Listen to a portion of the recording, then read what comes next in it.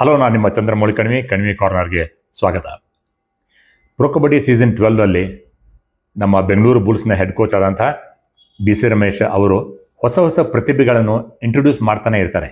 Latest ಅಂತಂದರೆ ಅಂಕುಶ್ ರಾಠಿ ಅವರ ನಿರ್ಗಮನದ ನಂತರ ಒಬ್ಬ ಹೊಸ ಲೆಫ್ಟ್ ಕಾರ್ನರನ್ನು ಮ್ಯಾಟ್ಗೆ ಇಳಿಸಿದರು. ಅವರು ಯಾರಲ್ಲ, 20 ವರ್ಷದ ದೀಪಕ್ ಶಂಕರ್. ಇಮ್ಮಿಡಿಯೇಟ್ಲಿ ಅವರಿಗೆ ಯಶಸ್ಸು ಸಿಕ್ತು. ಡಿಫೆಂಡಿಂಗ್ ಚಾಂಪಿಯನ್ಸ್ ಹರಿಯಾಣ ಸ್ಟೀಲರ್ಸ್ ವಿರುದ್ಧ ಗೆಲುವನ್ನು ಸಾಧಿಸಿದಾಗ ಅವರು ಹೈಫೈ ಪಡೆದುಕೊಂಡಿದ್ದರು. ಕತ್ತೂರು ತಮಿಳುನಾಡಿನ ಟ್ರಿಚಿ ಜಿಲ್ಲೆಯ ಒಂದು ಚಿಕ್ಕ ಹಳ್ಳಿ. ತಂದೆ ಶಂಕರ್ ಅವರು ಬುಕ್ ಮೇಕರ್ ಹಾಗೂ ತಾಯಿ ಕಮಲಾ ಹೋಮ್ ಮೇಕರ್.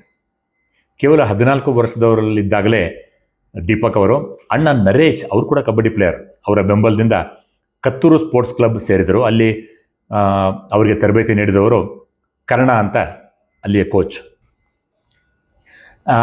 ಪರಿಣಾಮವಾಗಿ ಮುಂದೆ ಬಂದರು. ನಂತರ ತಮಿಳುನಾಡು ಪರವಾಗಿ ಜೂನಿಯರ್ ನ್ಯಾಷನಲ್ಸ್ ಆಡಿದರು. ಸೌತ್ ಝೋನ್ ಎಂಟ್ರಿ ಯೂನಿವರ್ಸಿಟಿಯಲ್ಲಿ ಪಾಲ್ಗೊಂಡರು. ಮುಖ್ಯವಾಗಿ ಯುವ ಕಬಡ್ಡಿ ಸೀರೀಸ್ನಲ್ಲಿ ಚೆನ್ನಾಗಿ ಮಿಂಚಿದರು. BC ರಮೇಶ್ ಅವರ ಕಣ್ಣಿಗೆ ಬಿದ್ದರು. ಮುಂದಿನ ಹೆಜ್ಜೆ ಅಂತಂದರೆ ಅವರು NYP ಅಂದರೆ ನ್ಯೂ ಯಂಗ್ ಪ್ಲೇಯರ್ ಆಗಿ Bengaluru ಬುಲ್ಸ್ಗೆ ಕಾಲಿಟ್ಟರು.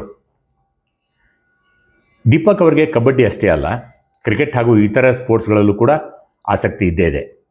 BSc second year computer science ಓದುತ್ತಿರುವಂಥ ದೀಪಕ್ ಶಂಕರ್ ಅವರು, ಅವ್ರಿಗೆ ಏನಂದು ಹಂಬಲ ಇದೆ ಅಂದರೆ ಭಾರತದ ಪರವಾಗಿ ಕಬಡ್ಡಿ ಆಡಿ ರೈಲ್ವೇಸ್ ಸೇರಬೇಕು ಅಂತ ಆಸೆ.